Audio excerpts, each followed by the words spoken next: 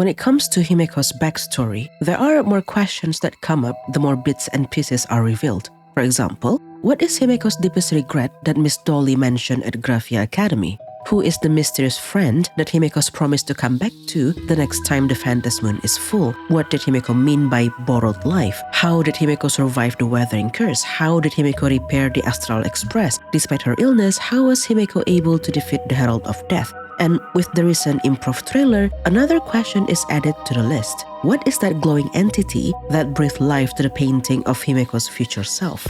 Asad Pramad has proposed an answer to this. There were two Himekos back then, he said. One was the original, a teenager who was dying from the weathering curse, and another was the imaginated adult version of Himeko, breathed into life by Himeko herself.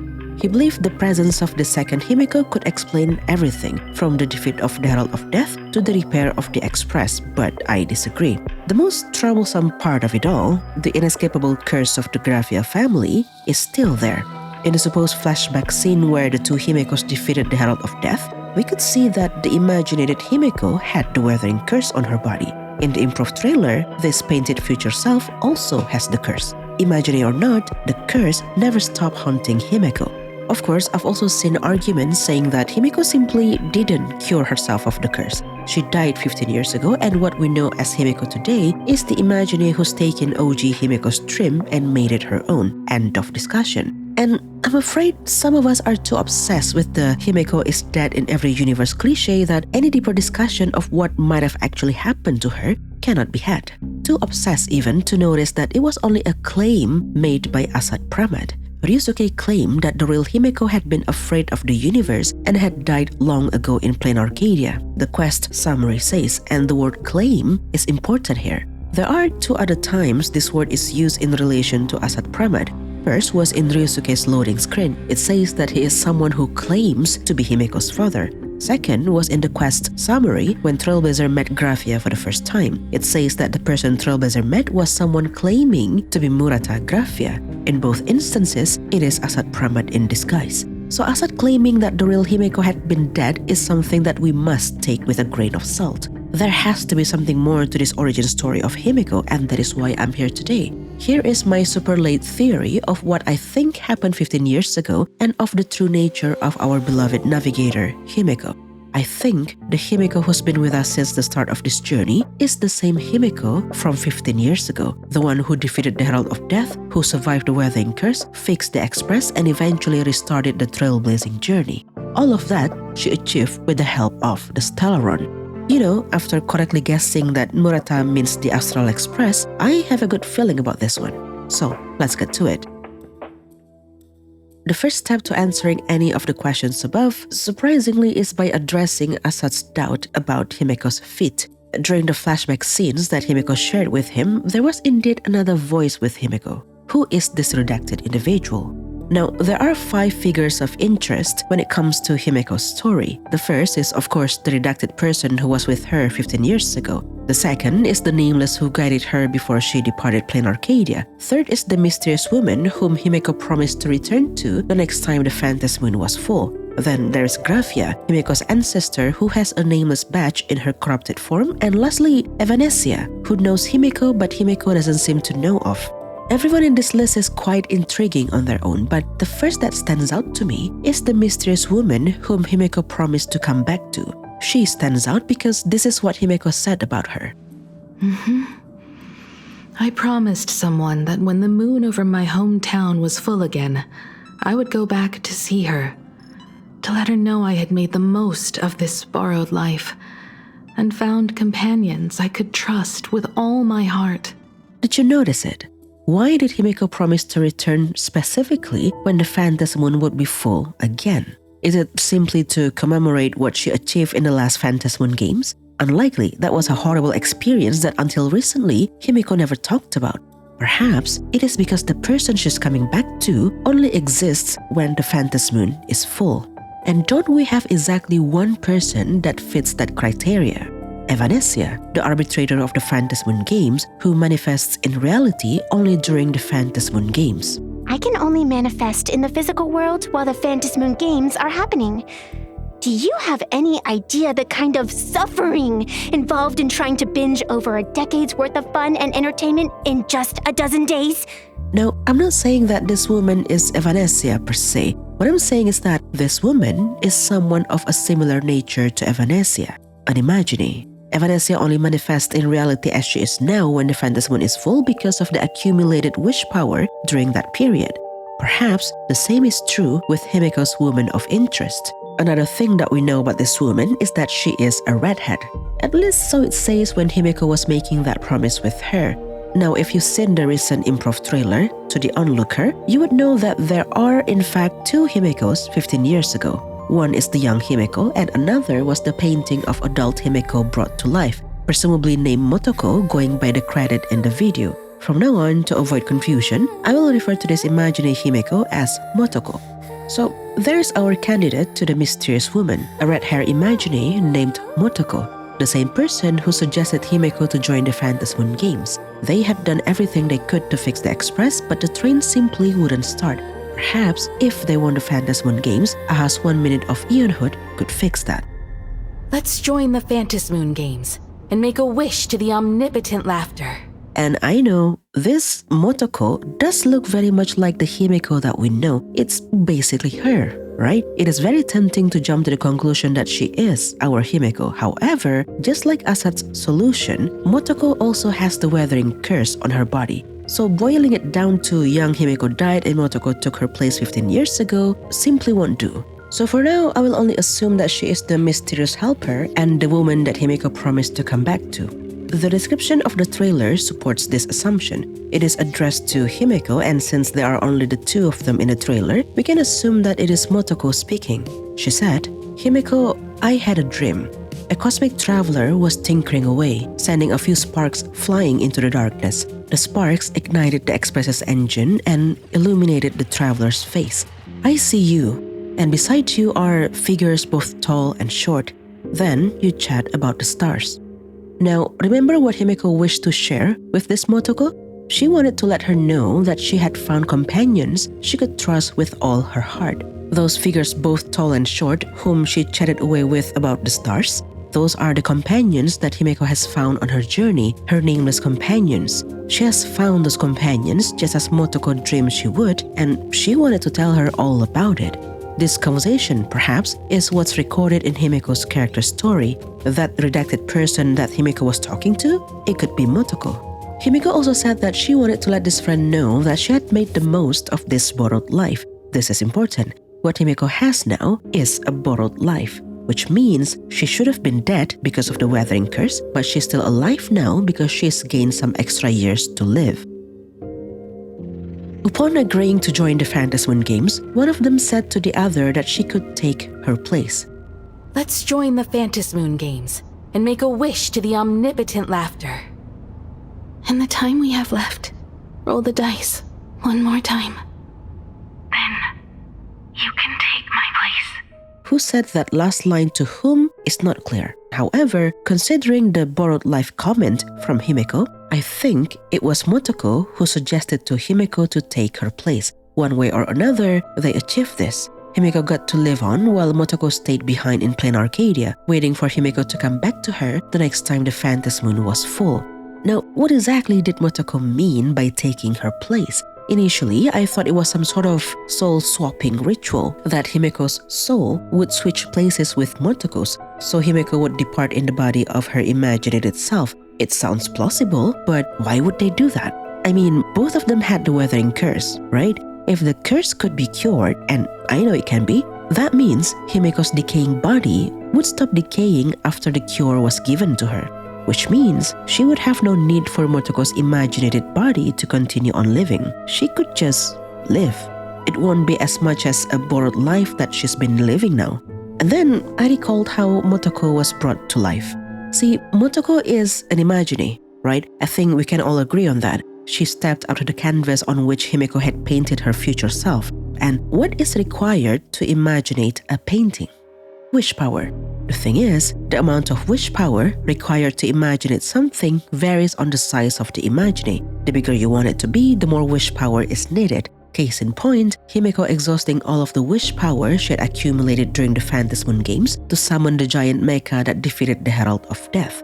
For Himeko to imagine the self-portrait, she would need a substantial amount of wish power. Then, she had to make sure that this Imagenae would have a constant supply of wish power to continue on living. Sparksy, for example, was able to sustain her form because she had gathered an online following. This is a tricky business, to say the least, because creating humanoid Imagenae is forbidden by law. Even if Himeko banned the law to create Motoko, there wouldn't be much wish power Motoko could draw on to sustain her existence. In the 31st State World Quest, for example, there was Sapone, an unauthorized Imagenae who could only live for a month at maximum. She couldn't draw on much wish power, so that was as long as she could live. Every time she withered away, she was made anew, free of the memory of her previous self. So if Himeko didn't have the wish power needed to bring the painting to life, had no guarantee to sustain the Imagenae's existence, and had shown no signs of wanting to do that in the trailer at all, how was Motoko brought to life? The answer is this glowing entity next to Himeko.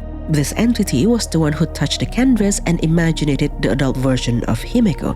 It's a glowing yellow thing described as a voice and was able to imaginate a painting as if it had its own source of wish power. And don't we just have the one thing that fits these descriptions?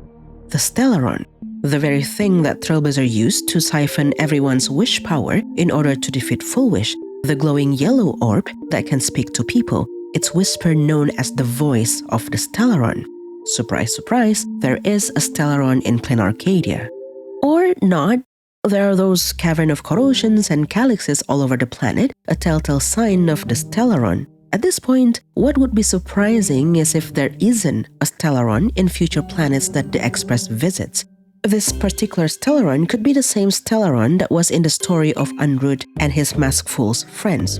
You know, the one that Shepard tossed out to distract Ouroboros. Or it could be a different one. That detail is not as important, I think. What's important is that in the preview of the 4.4 quest, it is mentioned that there was a Stellaron at the crash site of the Astral Express. This Stellaron heard somebody's final wish. Now, if we connect this with the improv trailer, specifically the part where Himeko tried to start the Express.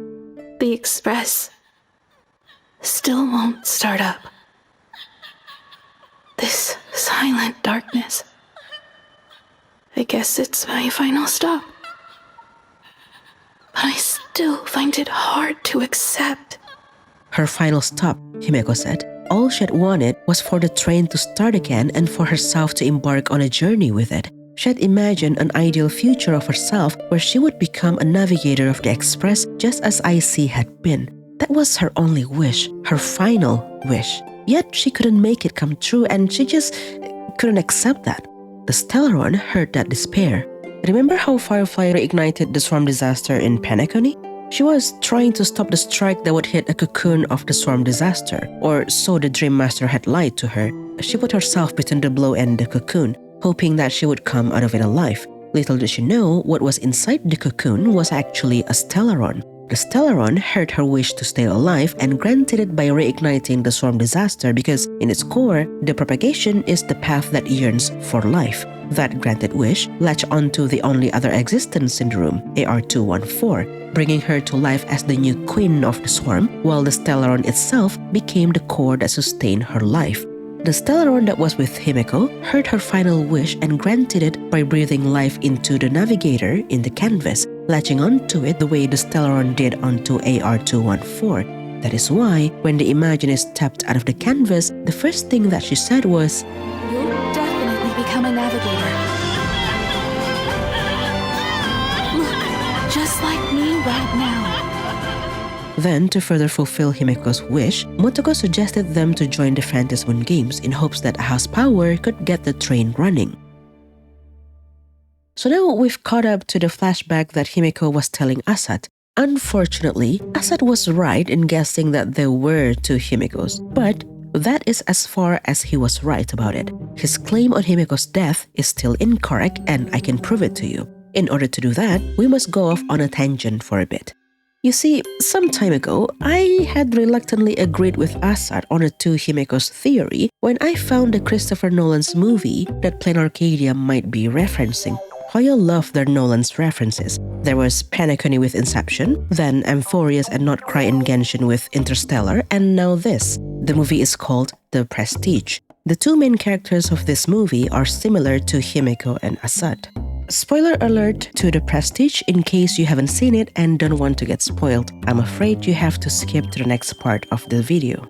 This movie tells the story of two magicians who try to up each other's magic trick. Hugh Jackman's character, Robert Angier, couldn't lose to Christian Bale's Alfred Borden, who had gotten famous because of his illusion, the Transported Man. This illusion showed Borden entering one closet at one side of the stage, then exiting from another on the other side of the stage the very next second. Angier's stage engineer suggested that Borden must have used a double. That was the only way he could have disappeared and reappeared within seconds. But Angier thought it couldn't be that simple. He did everything he could to find out the truth. Eventually, Borden shared him the secret, and it led Angier to this machine that could replicate whatever was put in it, the duplicate popping up some distance away from the original object, humans included. So Angier began using this machine to perform the better version of the Transported Man. Every night he stood under the machine and it made a duplicate of himself. The self that was on stage fell down a trap door and disappeared under the stage, while the other self reappeared amongst the audience.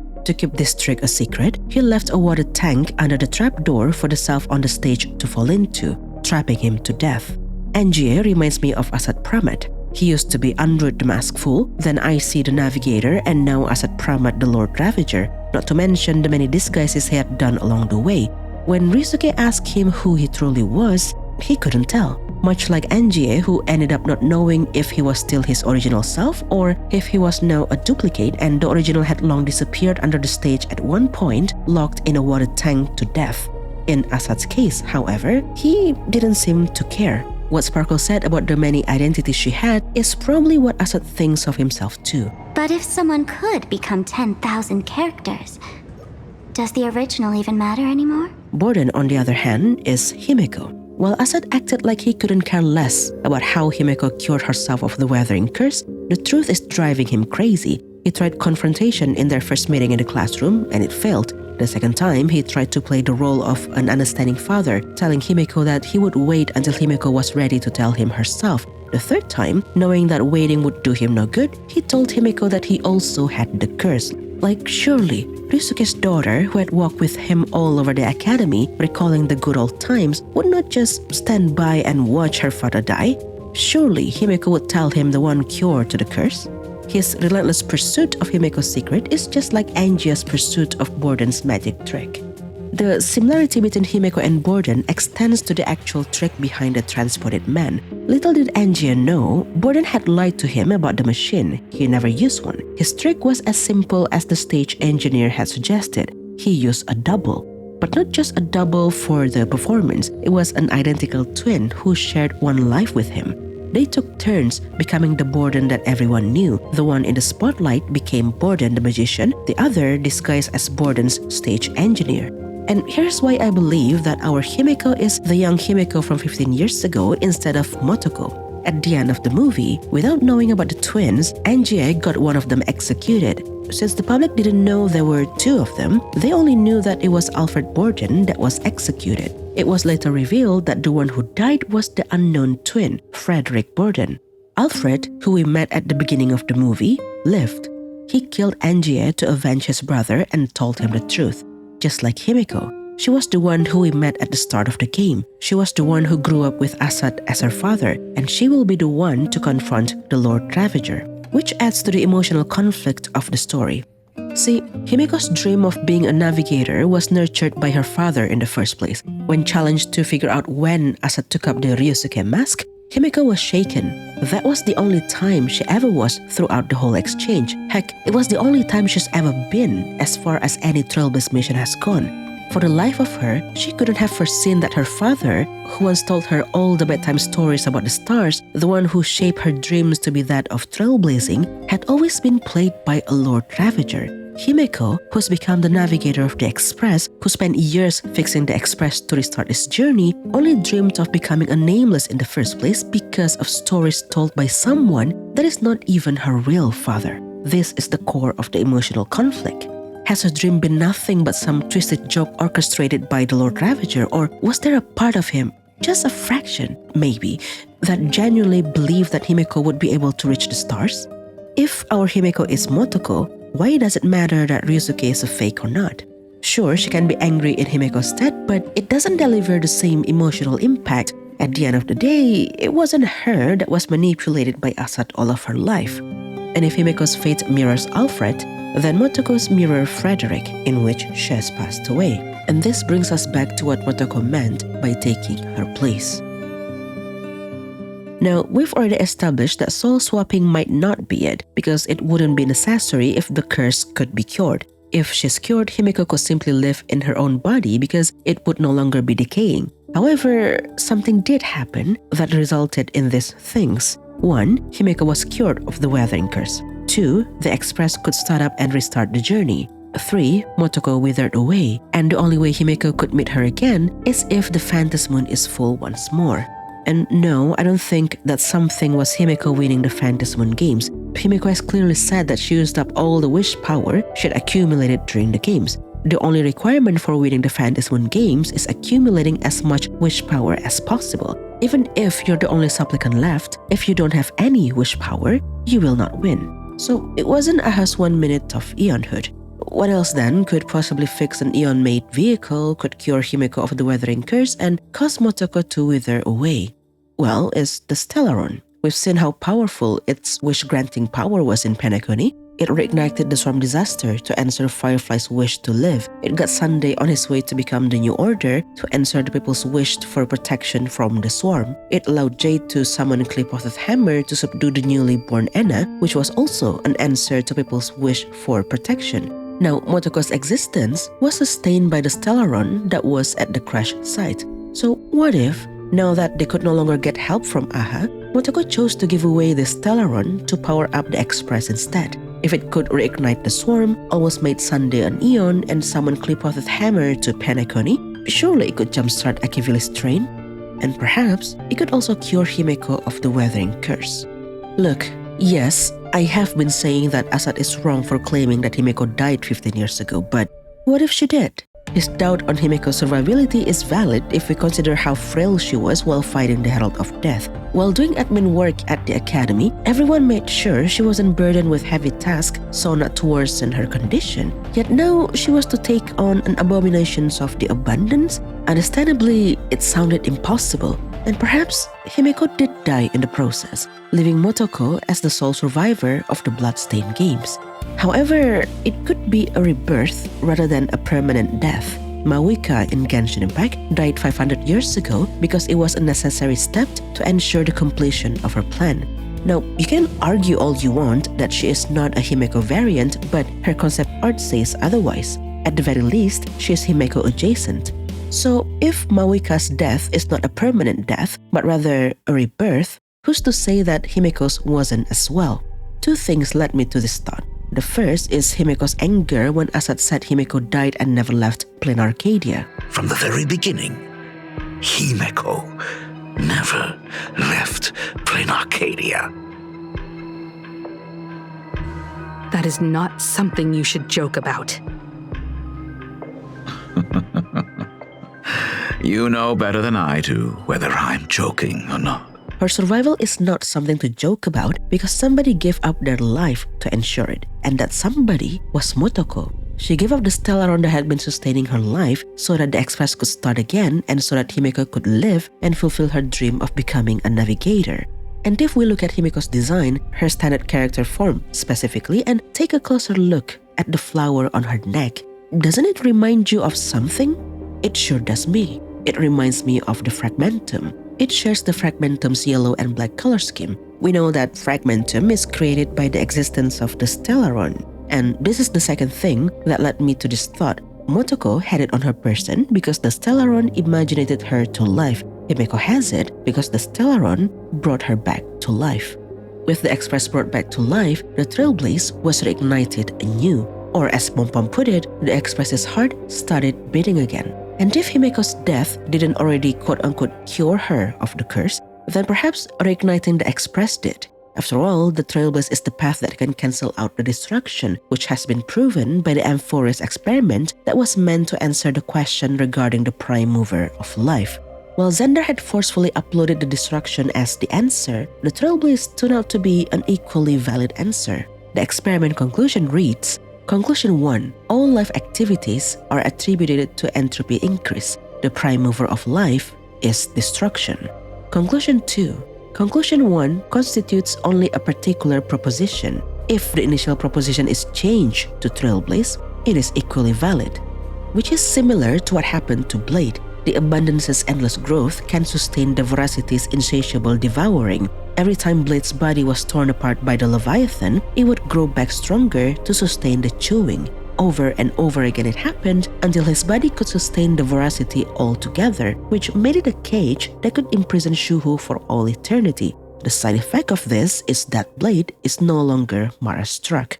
For Himeko, all of that was achieved at the cost of Motoko's life. The Stellar no longer in her body, it was only a matter of time before she withered away. This was the regret that Himeko had from the Bloodstained games, her own survival at the cost of another's life. But perhaps, just like Evanesia, Motoko could come back to life the next time the Phantasmoon was full, and that was why Himeko made that promise to her. The tombstone that Himeko left behind in Plain Arcadia, it was meant for Motoko, only that she couldn't properly name it Motoko because, as far as anyone knew, Motoko never existed. Now, all of this happened in the world in Canvas. That was where the Express had been slumbering since Graphia concealed the world 1,000 years ago. That is why Asad didn't know what happened. He had been kept out of the Canvas and only recently gained access to it. What's ironic to me is that Asad hasn't even considered that it is because of the Trailblaze that Himeko is still alive now. He grew to hate the Trailblaze because Akivili failed to give him an answer about the world's end and found the journey to be meaningless. He saw Akivili's fall and at the edge of the world witnessed the rise of the destruction, which led him to believe that even the Trailblaze too would tip towards the destruction. His prejudice fails him. Just like Angie, who refused to accept the simple answer behind Borden's magic trick, Asad simply doesn't think that the antidote to the destruction could be the Trailblaze. Or rather, he doesn't even think that there is an antidote. Well, this has been way long overdue. Between trying to figure out what happened to Himeko, real life's responsibility, and a random cold that I caught early this week, I only got to work on this on the very last week of this patch, which is a shame because I wanted to talk about Himeko more. And to be honest with you, in the process of writing this, I had grown fond of Motoko. She wasn't just the imaginated future self of Himeko, she was her protector. While Asad might have played house, nurturing Himeko's dream of trailblazing while thinking that Himeko's predicament would never allow her to achieve that dream, Motoko believed in her. She gave Himeko hope to continue on dreaming, and in the end, she helped Himeko achieve that. If you reached this far, thank you so much for watching. I hope you enjoyed it, and I will see you in the next one.